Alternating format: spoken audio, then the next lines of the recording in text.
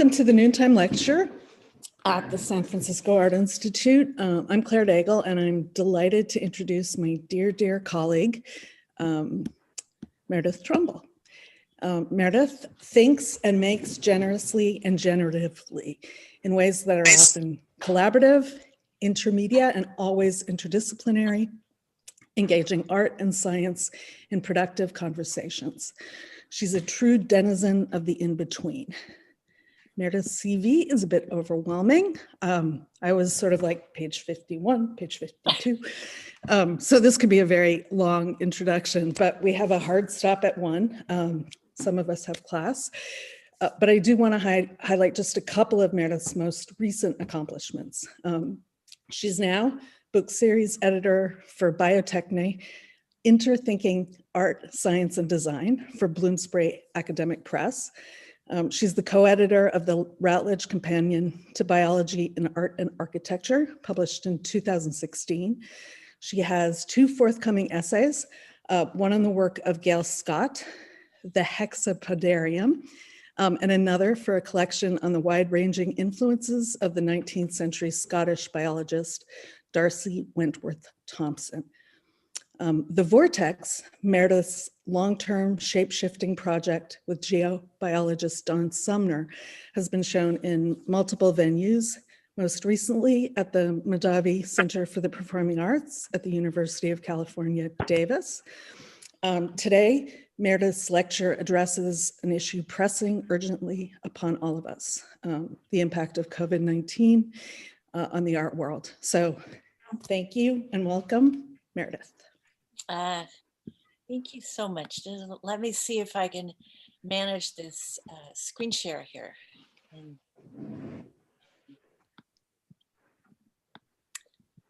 you think you know how to do something, and then at the last minute you get a surprise. So.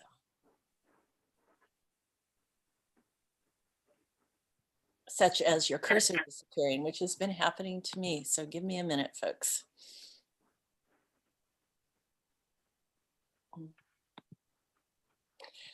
So while I'm fiddling with that, I will situate myself and say, I speak to you today from the unceded territories of the Chochenyo and Mameta Shaloni peoples. I identify as an English American woman with the pronouns she, her. I have brown hair, green, gray, and a lot of it because of the pandemic. And I'm wearing a black sweater. So the talk that I bring you today, let's see, are you seeing my screen yet? No. No screen. Okay, but there's the cursor. So I think that there's hope.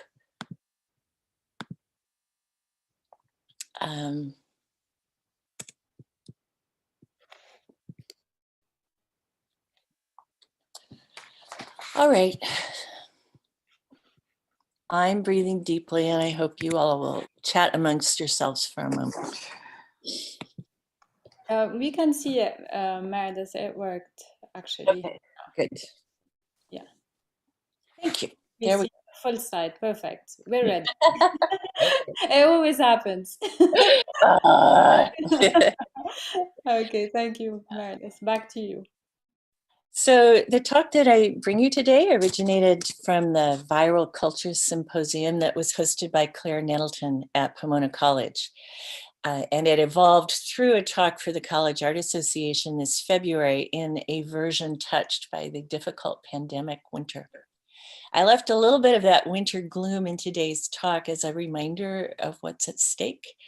And the talk will eventually become a chapter in the book Viral Cultures, but it's still a work in progress. So your questions and comments at the end are really going to be part of making these thoughts grow, and I will be very appreciative of them. I'm not going to focus on my artwork today, but the talk began there with the ideas bubbling around my artist residency at the Complexity Sciences Center at UC Davis, where I made the VR work Dream Vortex. Looking for an image that embodied complexity to make the landscape the curve of perhaps an earth that you see behind the image here, I chose a landscape of boiling water. a classic example of turbulence and complexity.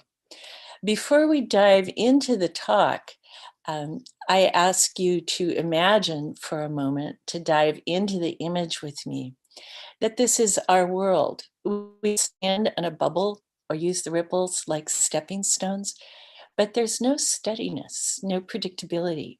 Everything is moving.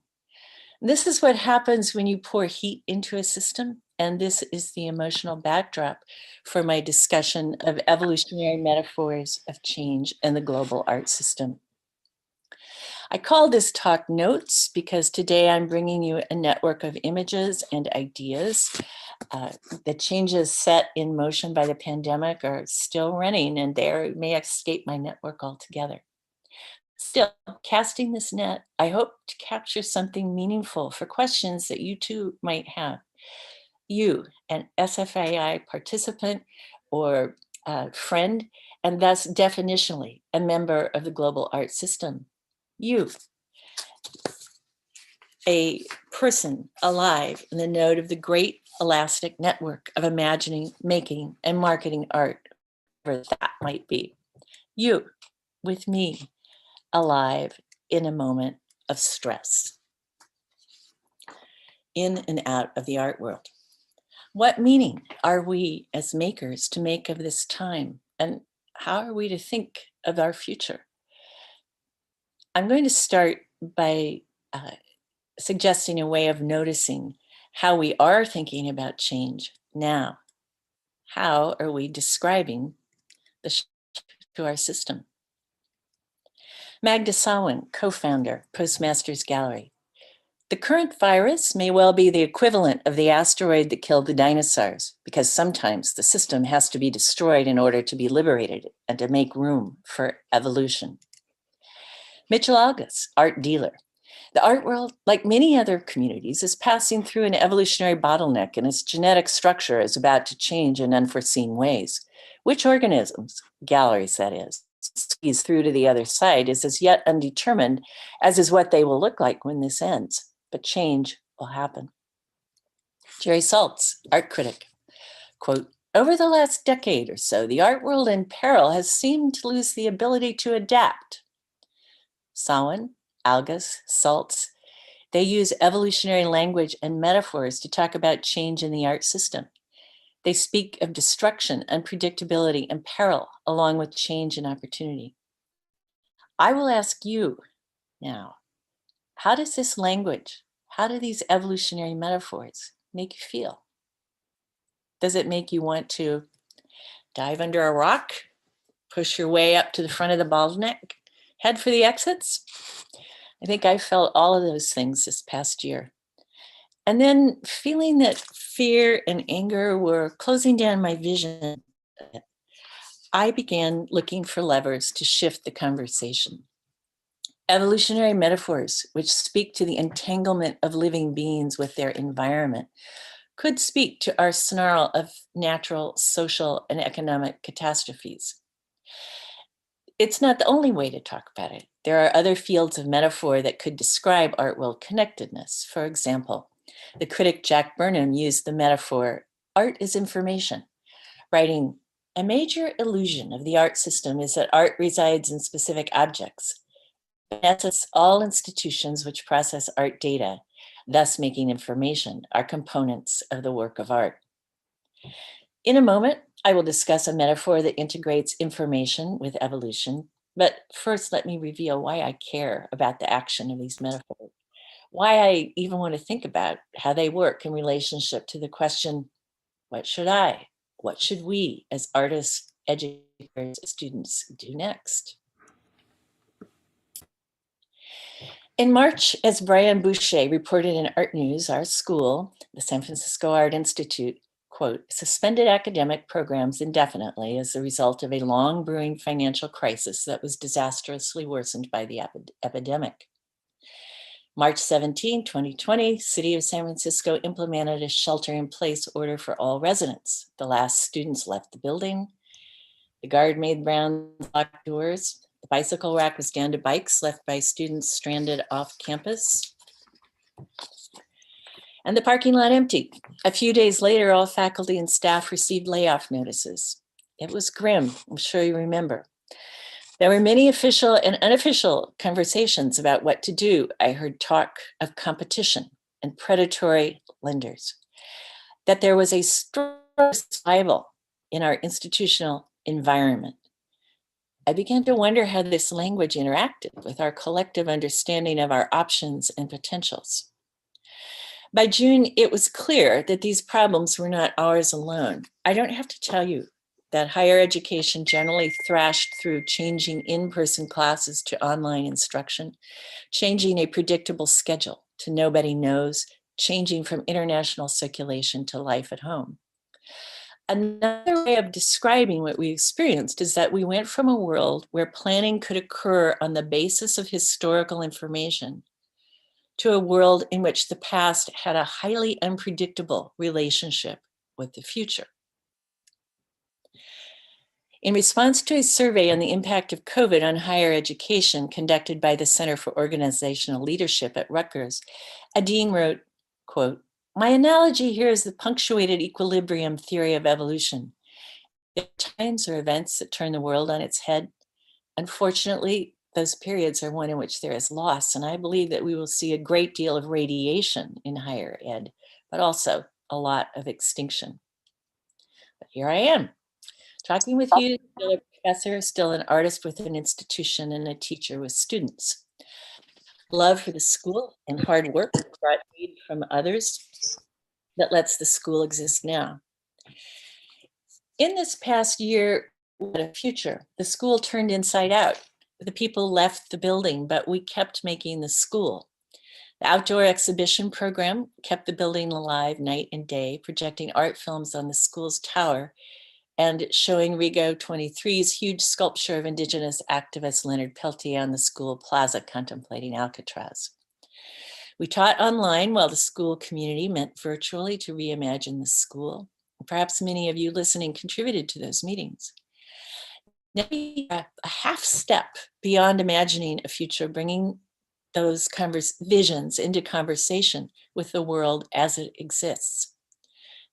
It's time to experiment with a term from evolutionary theory that generates different questions than survival of the fittest: bet hedging. I'll start with a quick example of bet hedging in a scientific context, an example based on those ancient survival experts, bacteria.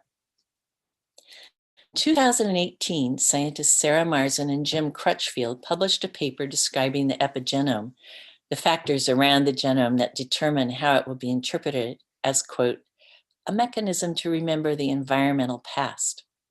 Here's what they say in the first 3 lines of their paper, paraphrased with a bit of added explanation.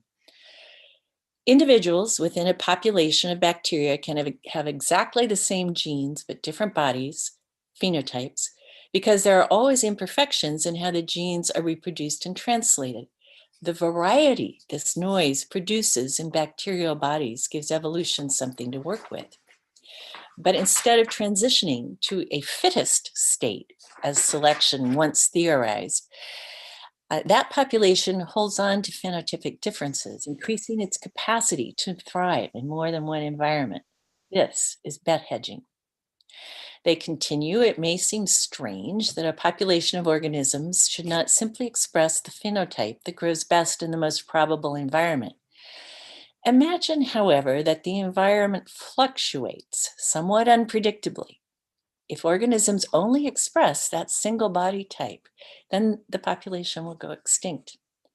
Epigenetics provides a mechanism by which organisms can remember the past, keeping more options open for the organism. As they go on, Marzan and Crutchfield develop an argument about the value of epigenetic information for populations subject to fluctuating environments in detailed mathematical terms. Using terms from information, they describe epigenetic memory as side information about future environmental states, which increases the chance that a population of organisms will survive. But how might imagining an art world or art school equivalent of bet hedging, and epigenetic memory help us think about the art world or education? Does this rather offbeat metaphor help us more than, say, just the old saying, don't throw the baby out with the bathwater? Here mixed with evolutionary metaphors by Yves Salomon Fernandez, a college president, who talks about not throwing the baby out with the bathwater while making room for experimentation, failure, success, and evolution. Or does bet hedging help us more than a straightforward statement of acceptance of unpredictability, as given so beautifully here by artist Shilpa Gupta? She says, perhaps we are searching for predictions in rules, systems, and patterns. However, the future for the moment seems very evasive and exerts its unpredictability. To find out, let's play with bet hedging. If an institution were bet hedging like a bacterial population, what would it do?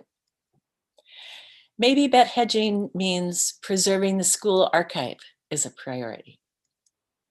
Maybe bet hedging means we root through that archive to see how the school functioned in geographically isolated times, which are in our history. Maybe bet hedging means we create a cultural genome from which the school could be reborn. Maybe bet hedging means figuring out what's in an institutional genome and where it would live. The Smithsonian, a submarine maintained by a secret society.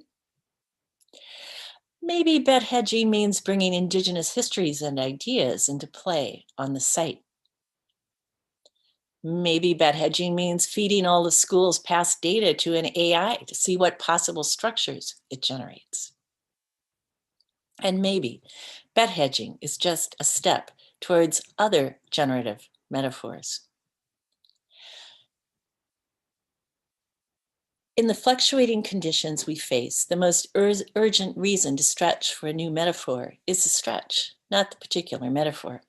It's part of adapting our systems of thought, our patterns of thought, opening the possibility to think past, we're going to die, and this is the way it's done. Because here's the rub.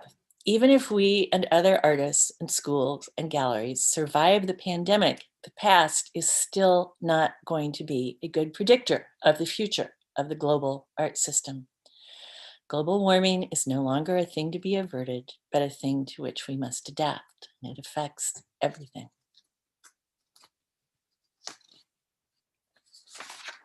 As we face turbulence, can we become artists of living with it? There is no intellectual answer to this question. We have to make the answer with our lives. There are cultures that have been navigating catastrophe for a very long time, cultures that belong to some of us and from which others of us could very humbly learn. But are there also potentials arising from within the existing art system as it bubbles with change? Here I turn to the artist and theorist Hito Steyerl. Speaking with art critic Despina Zefkali in 2019, even before the pandemic, Steyerl described the global art system as losing a sense of international perspective, which she saw as a sign of wider, rampant isolationism. She says, the idea of the global was already massively undermined in the era of neoliberal globalization, when it became some kind of Potemkin-style cover-up of criminal privatization in many parts of the world. It is not a surprise that the art world is now faced with a violent and to some degree necessary correction towards the local. As she continues, she says there is no center, just aggressively contracting fortresses of local canons and less connections in between. I don't want to put too much emphasis on SFAI here. We are a tiny part of the global art system, but having been fascinated with California art history and even created a bit of it myself, I have to acknowledge that our school has been a strong fortress of the local canon. Steyerl finds some things to embrace about the breakdown of the global art world. She says the art world has been relying for too long on cheap airfares and fossil-based tourism and transportation. And she identifies two problems of the many that need solving, saying the challenge now is to maintain communication in a sustainable way beyond monopolist communication platforms. And the artist residency economy needs to be reimagined too, with its paradigm of enforced nomadism. So here's the entire passage, which I just broke down for you. And let's stop with this relatively simple text for a moment and ask ourselves, how does this make me feel? Does the situation, as Steyrl describes it, threaten anything I care about? Maybe I was looking forward to applying for an artist residency. Or am I sick of talking on Zoom and I really would like to see the next Sao Paulo Biennale, if there is one, in person? We're not often in school asked to question a text in this way, as if we individuals are exactly the subjects in question, the ones whose hopes and desires might be stymied or redirected. Yet, if those desires are not acknowledged, they might end up becoming disappointment, anger, resentment, claiming our attention and keeping us focused on the possibilities of the past rather than looking at the possibilities that are appearing in front of us. This is not to say that there is no appropriate moment for these emotions, but the life of every animal under immediate threat depends on perceiving and responding accurately to exactly, specifically, what is present, not to imagined preferable conditions, and not to the conditions that were there an hour ago or 150 years ago. We ourselves are part of the conditions we need to perceive accurately in order to build a sustainable art world. There is an evolutionary metaphor embedded here, a figuring of humans as animals whose imperative is survival, layered together with a figurine of the art world as an ecosystem. But with my imperative to give you a 20-minute talk, I will say only that, as with bet hedging, what matters most here are not the exact questions I suggested, or even the text itself. There's myriad texts that we could have used. But the approach, the emphasis on questions, always remembering with Steyrl that the future poses a 100% risk for human health. Before I close, I want to quickly introduce some ideas from the sociologist Saskia Sassen, a powerful theorist of globalization. In her book, Territory, Authority, Rights, she analyzes 4 centuries of globalization in terms of complex systems, developing a vocabulary for foundational change that in the written chapter I use in my discussion of evolutionary metaphors in the global art system. Specifically, she speaks of capabilities, tipping points, and organizing logics. Saskia Sassen's version of a capability is a collective production of a relational system, like, say, the capability to organize a massive international exhibition, which means bringing artistic, social, economic, and physical logistical networks together to make a statement. One of her key points is that capabilities can jump tracks and become part of new organizing logics. The most likely thing to emerge from truly foundational change is chaos. It is much, much, much easier to break systems than it is to build them. Thus, for a novel order to emerge from drastic change, perhaps an art world organized according to entirely different economic logic, certain capabilities would have to be preserved. This idea may also be expressed through evolutionary metaphors. Track the evolution of the human eye if you want to follow a miracle of capabilities being applied in new ways. But for now, I will end by giving you 2 quotes about change as we open our time for discussion. The first is from Hito Steyrl again. As no one knows what, if anything, is going to produce any effect, people have to test all options with no guarantees. It's the most rational thing to do. Even making mistakes usually means gaining experience, and in the long run, this will be more important than whatever the stated short-term goals are now. And the second quote is a tandem from critic John Zeisser and Arundhati Roy. Zeisser wrote, "Global warming is no longer a thing to be averted, but a thing to which we must adapt. This spring, Arundhati Roy reminded us that pandemics have a way of reshaping the world, whether people want it or not." Roy described the current pandemic as a portal. She said we could walk through it burdened by the past or go through it lightly. The burden of the past is partly inside us. To put it down, we must uproot the way we think. But we cannot replace the way we think with one big answer in a fluctuating environment. We can only attend to our rapidly changing environment and find little answers, the next breath, next step. This is hard, but as we saw in the pandemic in so many ways, including the tower exhibitions at SFAI, art helps people keep going. So we artists, all of us, have a future if we make it.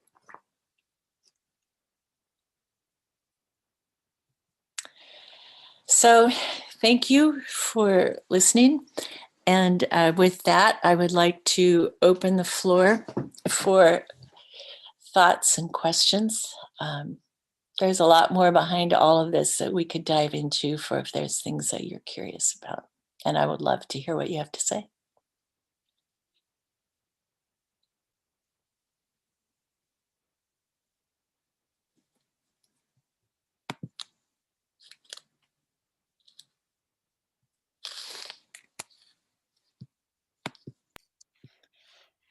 Thank you so much, Meredith, for this. Yes. Yes. I think we're still processing and we're thinking about all that. But I saw Colette had her hand up, and maybe she wants to start with a question, and then we can do that. The audience can take turns. I don't know if it's a question as such, but it's kind of more of an observation.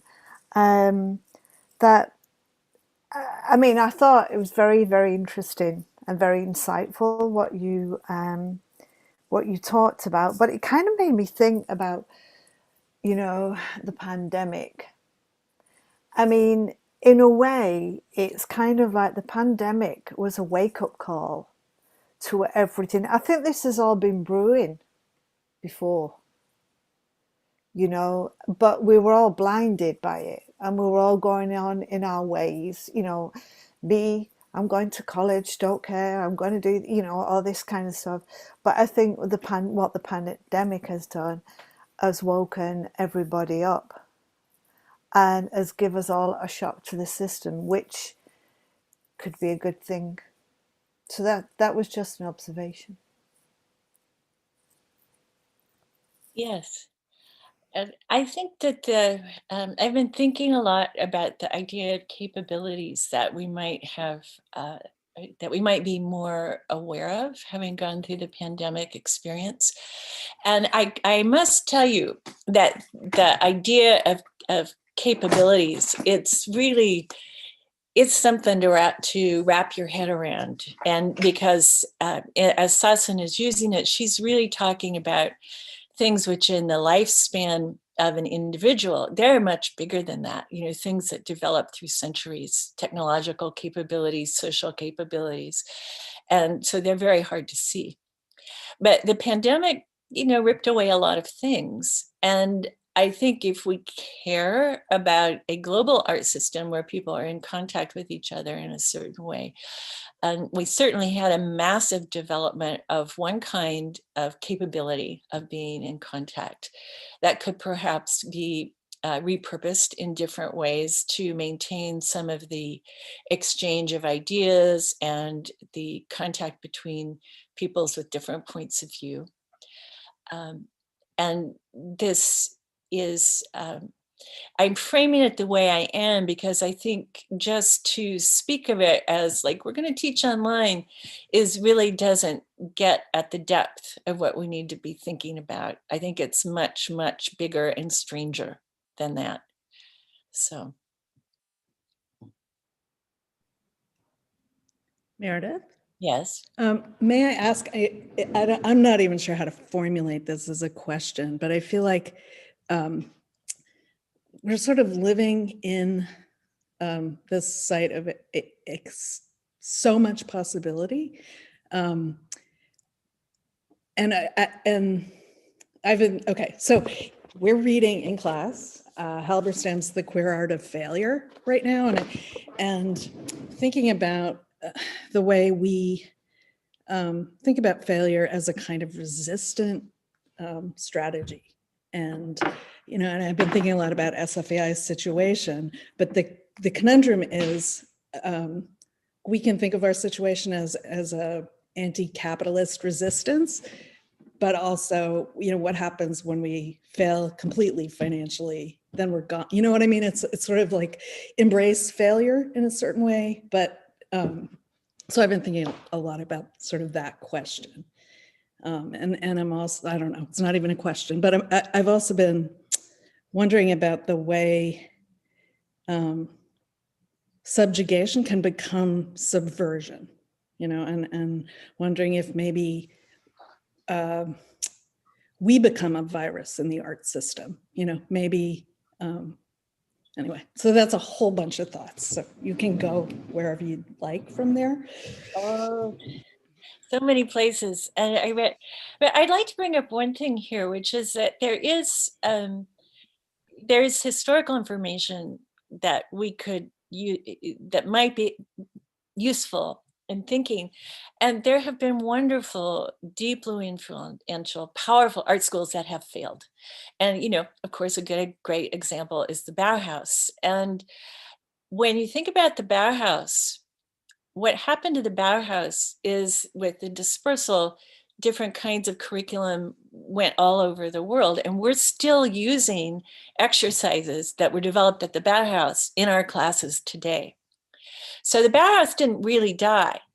But as I try to think about the Art Institute in particular, there's another part of the paper where I think about the Art Institute as kind of a complex system, which in the case of our school, the site itself is part of the epigenome, you know, the inherited memory that it suggests other possibilities. And so I don't know that we really have a formalized curriculum like the Bauhaus spread that can spread out into the world in that way. And I'm really curious what other people think. I think we have maybe a different situation. And of course, and then you look at Black Mountain, which I know that Jennifer knows deeply and intimately, and how it failed and what happened to it. So there's a kind of discussion that might prompt us, but at the same time, I think the idea of going down in flames in a brave act of resistance, it's like, screw it. I don't want to do that. I want to conserve the fabulous things, like figure out what to do with them, even if we're not able to make it through this particular bottleneck, but in some way. I want us to be like a tardigrade, like that really hardy little organism that can survive in any circumstances. And I think we can do it. But this may get me in some hot water, but I want to throw out one thing. I think that the description of the world as a set of capitalist and anti-capitalist energies is also based in the 19th century. And just like we can use evolutionary ideas based in the 19th century to think with, we can use those ideas to think with. But I think to make that our only description of the world that we're working with keeps our feet weighed down in the cement of sexism, colonialism, patriarchy, like all that stuff in ways that we don't even realize. And what I am struggling to do, and I think a lot of other people are struggling to do, is to think past that. There's a lot of ways to do it. Nobody's got exactly the one way that's going to work. But I think it's really important that we keep going with it.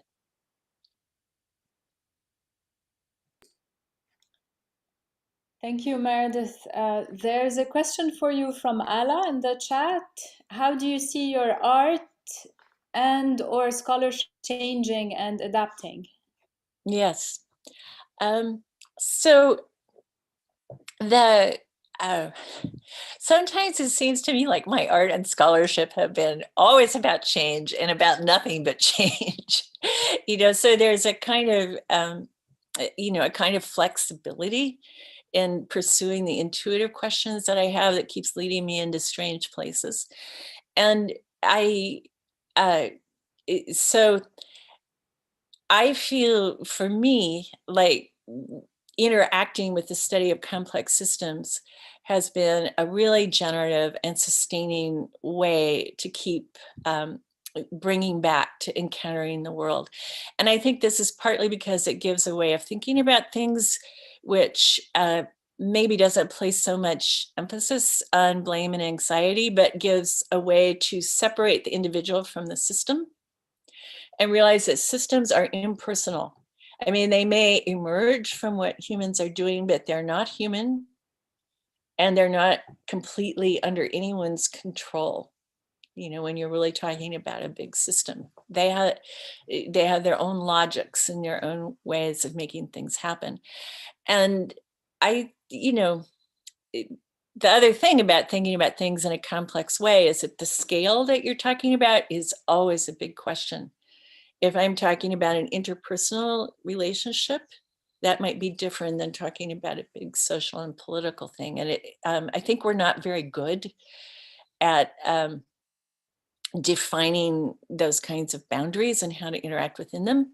But just by force of circumstance, we're all learning, making mistakes, trying, failing, getting better the next time. I hope that's not too vague. Alla, I really went off on that. And I don't think I really answered your question.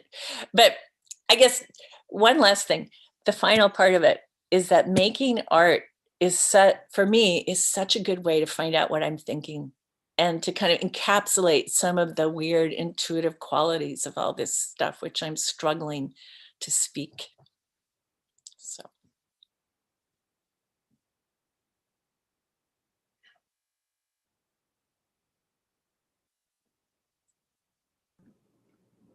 Meredith, that's something I've loved so much about your work over the years, is the way that you think about how art is a way of knowing and a way of meaning making. So I wanted to thank you for that. And I also put the tardigrade in the chat, and I suggest that is our new school mascot. Oh, yeah. Please. I advocate for that. Can I share my screen and show it? Yeah, please. That would be wonderful. Do you have it up? Yeah. No. Hey, you know what? It's sort of like gray and clear as well, at least in that photo. I don't know. T-shirts, anybody? Meredith, I want to thank you for a really wonderful talk. And actually, I'm not sure if it's going to be a question or a comment, but so my understanding of epigenetics is that, unlike Darwinian theory, when you're not only inheriting something when you're born, but something happens and it's an acquired trait, right? So it's something that is incorporated into the system, but then it moves on to the next generation as an acquired trait. So I think one of the ways by which it's described is that if your parent was a smith, a goldsmith, is that the word? Yes. You might, the next generation might be born with bigger arms, right? So it's something that is not just eye color, hair color, but it's also profession and the way it affects the body.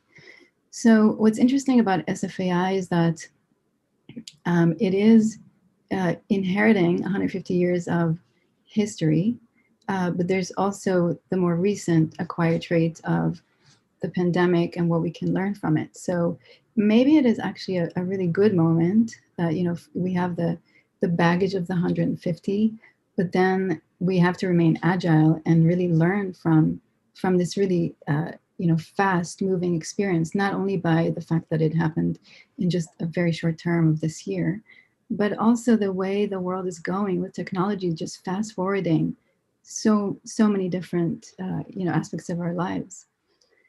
So I guess the question is, maybe it is about a balance between the two theories, as opposed to, just the new, the agile, shifting, because we are so much up against artificial intelligence and machine learning. So, many of the fields, SFI is often compared to other schools that have design and art, but you can really quickly see that design is really at risk when you bring machine learning into the picture, because you can send an algorithm to research what was done before, and you can approximate, create, different ways to look at problems that didn't even exist based on other fields, right? So you can really expand on design, but art functions in a very different way. Art is kind of is a way to become aware of how the brain works without actually, using neuroscience to really see how it functions.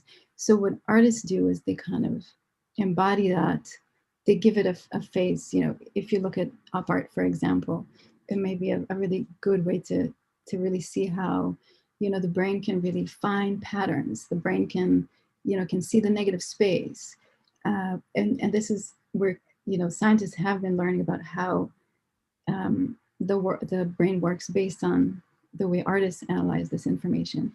So I guess, sorry about the long-winded comment, but the question, I guess, is it's hard to know how the pandemic is affecting the way life is going to change, but maybe there's something in the history of SFAI in the way that it's pushing art forward, without having to rely on other fields, on scientific fields or design fields, and just really pushing art. Is there something that we can help?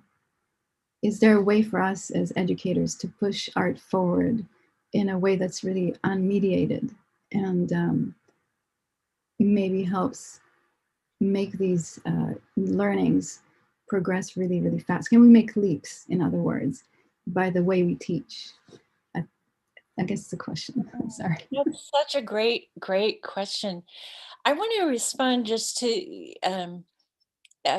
say something about like your comment about the AI and machine learning.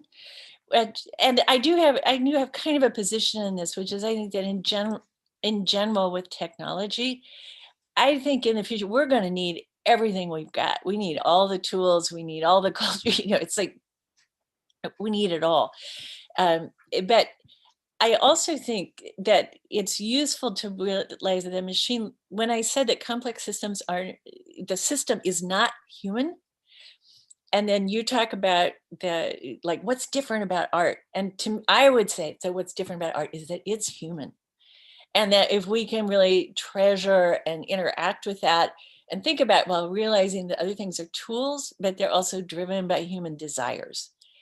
And that's part of what my talk is about. In a way, it's a balancing thing, because there's been a lot of talk about how, rightly so, like how treacherous and dangerous to many people the systems that we've created are. But I think that there's also a kind of recognition that that people, that to really generate real change, not just to flip to another system, which is more damaging in other ways, that we have to be part of that on an interior and a human level.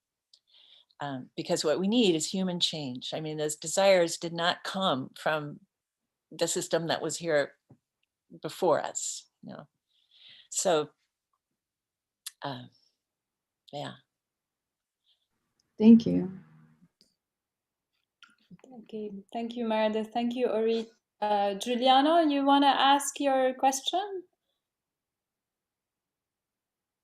Sure. Yes, I'll say it out loud now that I've typed it. Trying to organize my thoughts. I love this commentary you have about trying not to impose past uses of what we've got and have that be the only way to go forward. And I've been thinking so much lately about with the popularity, at least with people I know, about non-fungible token art and all that stuff. I love it because it's new, but it can also, I've been investigating the environmental hazards and sort of side products of it's basically costs that are not included in the operating costs of internet media companies, and that environmental damage is just spreading around to wherever like server farms are. And I wonder what we could do about that, because it has been a huge boon to be able to connect online, even if it's not like what, it's not the real world. Sometimes the real world wasn't even good for people in the real world anyway, because it was set up a certain way. But I don't know. I wondered if you had any thoughts about that, because Yeah. Well, to me, you're asking the right question. You're pointing in the right direction, which is like, what's the environmental cost of the non-fungible tokens? And so if we as artists begin talking about that, thinking about that, questioning that, I think that it's a subset of a much bigger question of the social costs, the environmental costs of digital interactivity. I think we need it, but we also need to be really putting our energy, our desires behind moving in as energy efficient a way as we can, and really ask ourselves, what try to keep our basic values at the forefront. I could see that, so there's a few non-fungible tokens that have demonstrated or have told us something about how humans create value and what the possibilities are in this space. Is this really okay? That's not nothing, it's not invaluable. But is it really a place where we as an art world want to put a lot of energy if it's creating server farms everywhere? That's the right question to be asking, I think. Yeah. So. Also, the way some of the NFTs get talked about, it's a little bit like, sounds like, Panama Papers all over again. Like, all the stuff we kind of hated about auctions, it's just like super auctions, but with digital things that I've argued are not digital air things that don't exist. Clouds touch you and you feel it, like Carl the Fog is on you, like it's on you. It's just whatever. Philosophically, we think of sound and fog as like not there, and it's like, it's there. Oh, absolutely. That's always struck me so much, is that what we call the virtual world, it's completely physical. I hear I'm banging on my screen, it's stuff. It's digital's your digits. Without that stuff, there's no electronic virtual body. The fact to think that it's not is one of our biggest illusions. That's a really nice way to wrap it up then, Meredith, because you're talking about the metaphors of how it's all built, and I love thinking about how internet is a real thing, even though people used to call it like not real life. Dude, it's that's what we got now. Yay! All right. Yeah. Thanks for humoring me. Wonderful book, which I'll just tell you. Have you ever heard of Margaret Wertheim's, Wertheim, The Pearly Gates of Cyberspace? I need to read that. Yeah, highly recommended. Thank you, Meredith. That was awesome. So wonderful to see you. It's really awesome to see you too. Everybody. I see faces here or names that I haven't seen in a while, and it's really fabulous. Thank you for being here. Yeah. Thank you, Meredith. Thank you, Juliana. I see, Sandra, you have your hand up, and I don't know, maybe, Sandra, that might be the last question. I don't know if there's going to be time for one last question, so we will see. Okay, so Sandra, you want to ask? Thank you, Sina. Thank you, Meredith. It was super interesting, the talk, and I want to ask how what you think should be the role of or the necessity of economic change in the relation between a change in the relation between economic and art, and also economy and the way our school works. And because I think that maybe this relation with creativity and the value of creativity, I think is one of the main things that need to be changed in order to have a real deep change in the art world. So let me see if I understood that correctly. So you're asking a big question about how there might be change in the economic conditions for art making, and Yes. suggesting that really needs to change in order for, yeah, okay. Yeah, that's the problem, isn't it? I mean, that kind of, and in looking back at the history of the school, for example, there have been, we don't have a lot of detailed information about like what were teachers' salaries as a proportion of, of their income in 1920, for example. So there's a kind of research that we could do to like give us perhaps a grounded idea of what the school has been able to accomplish in our conditions. And I'm saying the school, like, I mean SFAI, but I really mean it's just a token for the whole big universe of how paying for art is structured in our culture. And I am suggesting that it could be useful to get much more detailed economic information, partly because I think we're all walking around with kind of ideas of how art could be funded that are based on maybe dangerously incomplete information about how it's worked before. And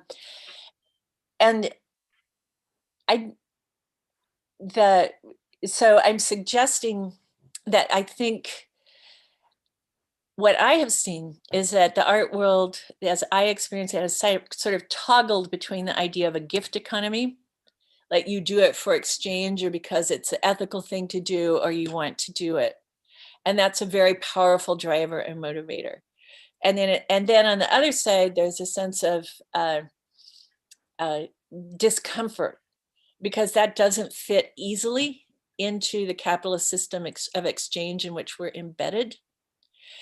And I think if we look at the ways that people have successfully had art careers, except for a really tiny handful, we're going to find that at least many of the artist biographies that I've read, it's, I just, for example, was looking at the life of August Gay, who is an early California landscape painter who supported himself by working in an art supply store his entire life. And I think my guess would be that we'd find that maybe 95% of the art production in our culture has been that kind of gift economy. And I think, so my question is, if that is actually the case, if that's what we've had,